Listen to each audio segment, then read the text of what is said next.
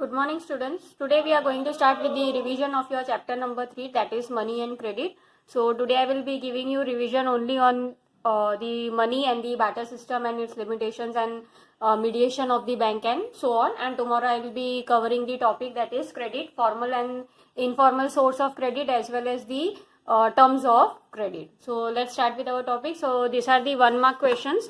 You can just refer with the 1 mark question which we have already completed, that is barter system क्या होता है, तो exchange of goods for goods, that you already know. Similarly, what do you understand by check? That is the instruction which is given to the bank to pay specific amount from person's account to a person in whose name the check has been issued. यानी check is nothing but the negotiable instrument जहाँ पे एक आप specify करते हो कि किस बंदे को कितना पैसा कब तक देना है. It is an order to the bank and it is always in written form. So that is a check. We have already discussed this concept in our textbook. Then recognize the situation when both the parties in barter have agreed to sell and buy each other's commodity. What it is called? So that is nothing but double coincidence of want. Double coincidence of want का मतलब क्या होता है कि मुझे जो चाहिए और जो मुझे बेचना है, तो मेरे सामने एग्जैक्ट वही बंदा होना चाहिए जो वो बेचना चाहे जो मुझे चाहिए, और जो मेरे पास है वो उसके पास वो खरीदना चाहे. सो that is nothing but the double coincidence of want. So what is meant by double coincidence of want? Both parties, that is the seller and the buyer, have to agree to sell and buy each other commodities without the use of money. So that is nothing but the double coincidence of wants. Then comes the next questions. How does money eliminate the need of double coincidence of want? That is money क्या होता है? It is the widely accepted medium of exchange. So just by giving the money you can purchase whatever you want. आपको एक ऐसा बंदे ढूंढने की जरूरत नहीं है जो आपकी चीज खरीदना चाहे. जस्ट आप पैसे दे दो. जैसे शू आपको खरीदना है तो you can go to the shoe जो बेचता है शू कीपर के पास. You can give the money, you can take the shoes and you can go back to your home.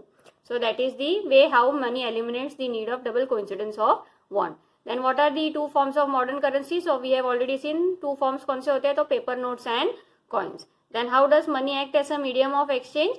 That is it acts as an intermediate between the exchange process. This we have already seen. Again, who issues currency note in India? So RBI will be the answer. Why one cannot refuse payment made in rupees in India? Because it is legalized by law. कोई भी उसको मना नहीं कर सकता. It is authorized or it is backed by the government of India. Who supervises the functioning of formal source of loan? So of course the answer is RBI. So these are the 1 mark question for this topic. Then next come to our short answer type question that can be of 3 marks, and same question may be also asked for the 5 marks also. So I'll just discuss in detail. How can money be easily exchanged itself for goods or service? Give example to explain.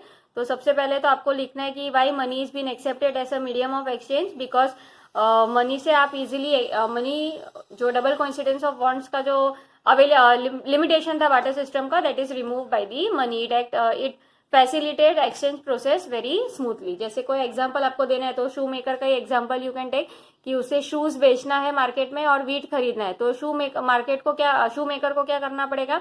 सबसे पहले he will have to exchange shoes for money and then exchange money for wheat. So directly exchange इसमें money में क्या है, जैसे barter system में उसको ऐसा ढूंढना पड़ता था, जबकि बार्टर मनी में ऐसा नहीं है.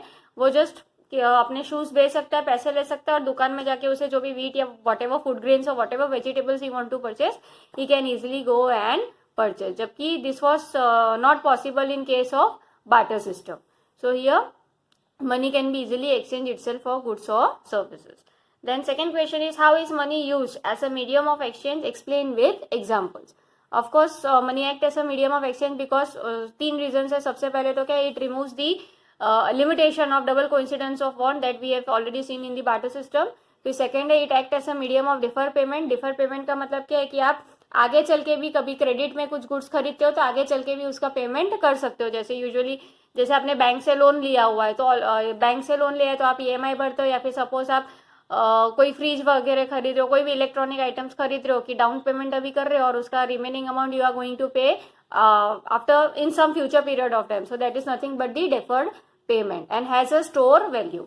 हैज अ स्टोर वैल्यू मतलब मनी को आप इजीली स्टोर करके रख सकते हो कि आप उसको फ्यूचर यूज में करें. मतलब मनी इज अनपेरिशेबल. वो फूड ग्रेन्स या फ्रूट्स या वेजिटेबल्स की तरह नहीं है जो जल्दी खराब हो जाए, जिसे आप ज्यादा देर तक स्टोर नहीं कर सकते हो. So money always have a store value. The next question is, what are the modern forms of money, why is rupee widely accepted as medium of exchange, explain two reasons. So this we have again already seen. Modern forms of money कौन से होते हैं, तो paper currency, coins, demand deposit and cheque. And why it is medium accepted as a medium of exchange, so we have already discuss it now only कि ये तीन main चीज है जिसके वजह से money act as a medium of exchange. सबसे पहले तो it removes the limitation of double coincidence of bond.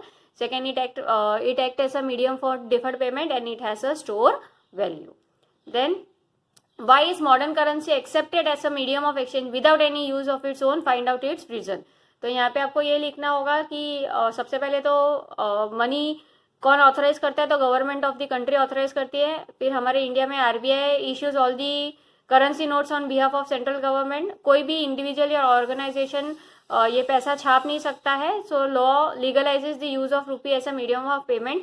यानी अगर आप कभी भी कल जाके पैसा देके कुछ खरीदना चाहे तो कोई भी मना नहीं कर सकता कि भाई हम ये पैसे नहीं लेंगे. So the law legalises the use of rupee. कोई भी इसे refuse payment made in rupees को कोई भी लीगली रिफ्यूज नहीं कर सकता है. So that is the answer that you have to write. Similarly the next question is how is money use in everyday life, explain with example. तो of course money as a medium of exchange use होता है.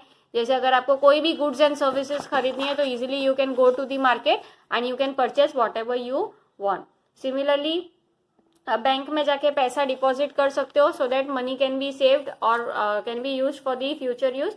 And as a store value like you can not store perishable items, milk grain को आप store नहीं कर सकते हो, जबकि you can buy precious metals like gold and save it for your future use. So 3 points 3 marks. Explain with example how people are involve with the bank. So यहाँ पे आपको और कुछ नहीं but how bank mediates between the borrower and the saver, उसके बारे में आपको लिखना है. जैसे वी हैव ऑलरेडी सीन कि बैंक है जो डिपॉजिट एक्सेप्ट करती है, पीपल जिनके पास सरप्लस मनी पड़ा हुआ है उनसे डिपॉजिट एक्सेप्ट करती है और उनके ऊपर इंटरेस्ट पे करती है. यूजुअली जितने भी कैश रिजर्व होते हैं उसमें से 15% bank has to keep as a cash reserve with themselves so that कल जाके अगर कोई भी डिपॉजिटर आ जाता है विड्रॉ करने के लिए तो कोई भी बैंक उसको मना नहीं कर सकते. और उसके बाद जो भी डिपॉजिट होते हैं उसके major portion bank is using कि वो जिसको भी लोन की जरूरत है, ठीक है, बोरोवर्स है उनको जिनको पैसे की जरूरत है, who are having deficit money with them, they can be extended loan to those. So this is the way how bank mediate between those who have surplus and those who need money. Then next question is how is money transferred from one bank account to another bank account, explain with example. तो एक bank account से दूसरे bank account में जाने के लिए आपको किस चीज की जरूरत पड़ती है, तो one of the negotiable instrument that is the cheque. So यहाँ पे आपको चेक के बारे में लिखना है. जैसे अगर मुझे कोई भी कल जाके किसी को पेमेंट करना है तो जस्ट मैं स्पेसिफिक अमाउंट का चेक लिख दूंगी. That is I am giving an instruction to the bank. मेरा जहाँ पे बैंक अकाउंट होगा उस बैंक को मैं इंस्ट्रक्शन दे रही हूँ कि ये बंदे को इतना अमाउंट आप ये पर्टिकुलर बैंक अकाउंट में ट्रांसफर कर देना. So this is the way how amount is transfer from one bank account to another bank account.